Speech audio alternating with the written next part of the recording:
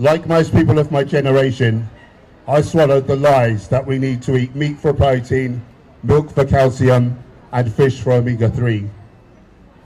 Imagine my shock when 10 years ago I started to look at nutrition with open eyes. By looking at the balance of available evidence and learning to discount studies funded by the very industries that stand to profit from a favourable outcome, I learned a terrible, shocking truth. It seems that the more animal products we eat, the quicker we tend to succumb to one or more of the diseases of affluence that most Westerners will sooner or later suffer and die from.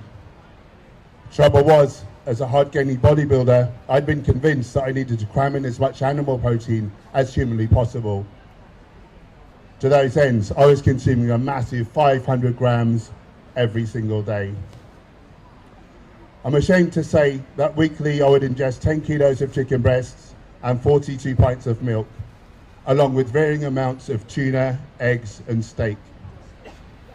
I'd wash it all down with literally gallons of whey protein. I was consuming more animal products than anyone I'd ever met and was terrified of losing all the muscle that I'd worked so hard and so long for. But the data was compelling and I thought that I owed it to myself to at least give this plant-based thing a try. To my surprise and sheer delight, not only was I able to continue growing muscle just as effectively on a plant-based diet, I actually had benefits to my sports performance. It cured the, at times, debilitating tendinitis that used to see me having to skip training sessions, something that I did very begrudgingly.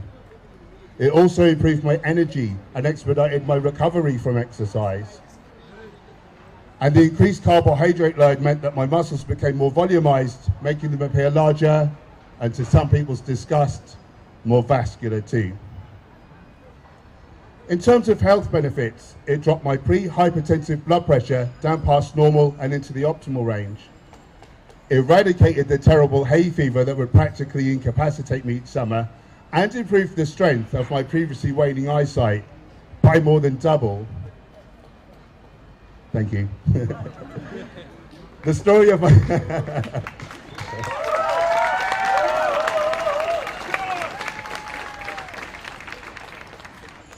The story of my sight improvement was picked up by the Mail Online.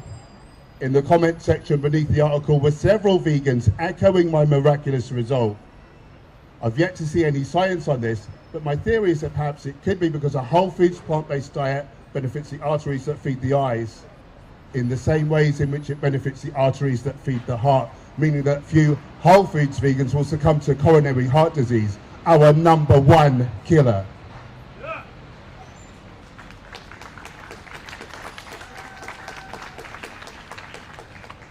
As you've likely gathered by now, and just as the data suggests, I've come to believe that a whole foods, plant-based vegan diet is not just viable for humans, it is in fact likely optimal.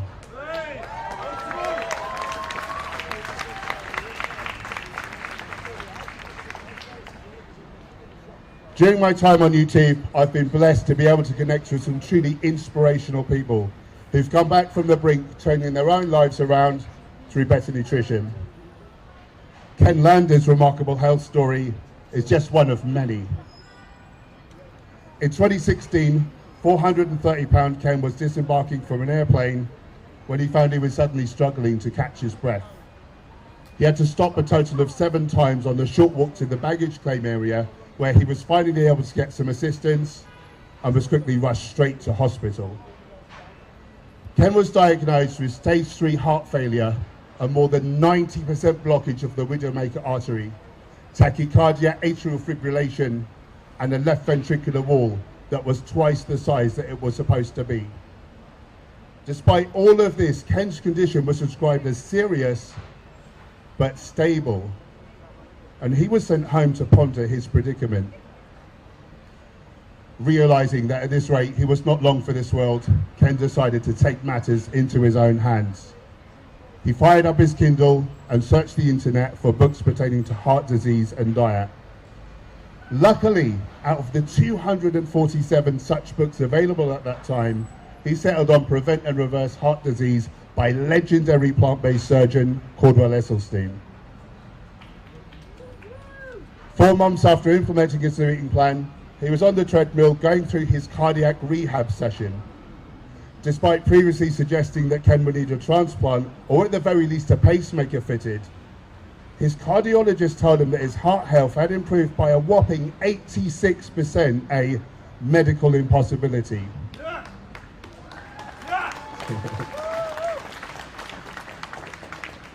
10 months after diagnosis, Ken was informed that medically speaking, it looks as though he never had any heart problems. 1 week later, he ran his first 5K race and currently runs 10Ks on a regular basis. 200 pounds lighter, this former stressed out banker now spends his days happily working away on his coffee bean farm in Costa Rica, and his cardiologist has gone plant-based.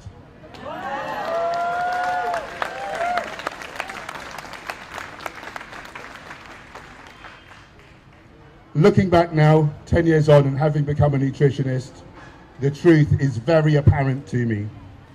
Nobody is dying of deficiencies. We are dying of excess, of sat, fat, trans fats and cholesterol and other harmful compounds, many found exclusively in animal products. To eat meat for protein is akin to eating mud because we're after the water. We don't need all the crap that comes with it.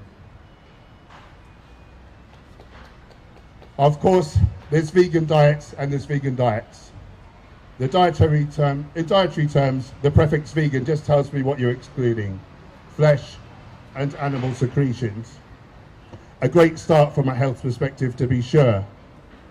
But did you know that most vegans are still dying of the same types of chronic diseases that plague omnivorous eaters? Most of them are preventable, many treatable, and some can even be reversible with a healthy enough plant-based diet. I believe that if we're kind enough to live a vegan lifestyle, then we just plain don't deserve them. So for those of you that perhaps aren't eating very healthy right now, I hope you might be inspired to commit to eating a more whole food predominant vegan diet.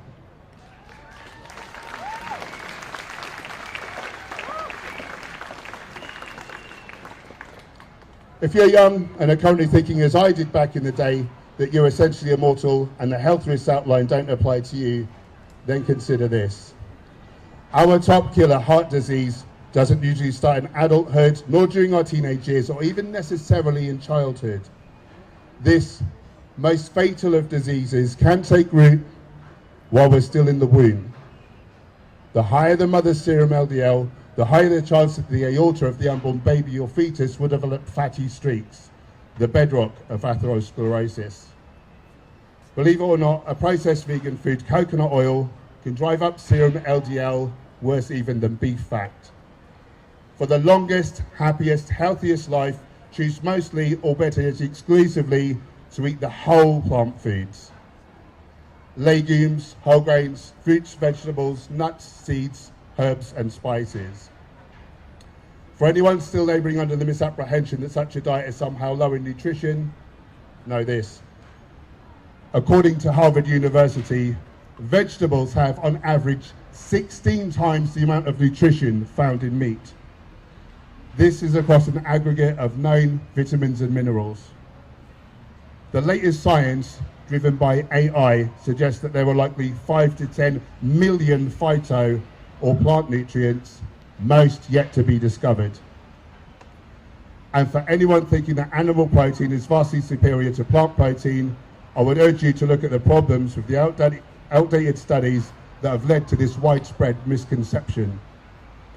PDCAS and DS studies are based on rats and pigs, not humans. They are looking at single foods in isolation. People don't eat just one food, and the foods are given raw. We cook our foods, which acts to pre-digest them, making amino acids more readily available. Last year saw the best ever study of vegan resistance training coming out of Brazil's Sao Paulo University. It showed conclusively that there was no difference in the ability of vegan or meat-eating athletes to build either strength or muscle. Off the back of it, the lead researcher wisely decided to go vegan. To wrap up today, I'd like to leave you with the following thoughts. I often hear people say that they don't care about the health aspect of their vegan lifestyle and that they're only in it for the animals. To those people, firstly I say, good for you. I admire this deeply. The only reason I stopped eating animals initially was a selfish one.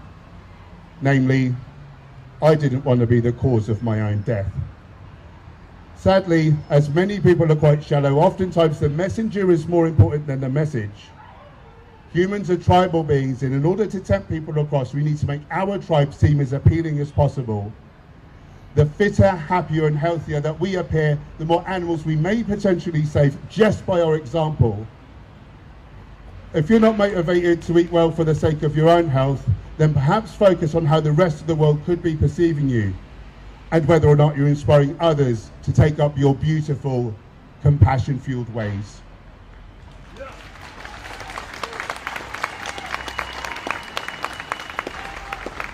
That's right, give yourselves a clap, you deserve it. If you would like help optimizing your health, body shape or performance with a whole foods, plant-based vegan diet, then please follow Hench Herbivore on Instagram or YouTube. From both of those platforms you'll find a link to my free vegan nutrition e-guide. Thanks for listening, and on behalf of the people, the planet and the animals, thank you for being vegan.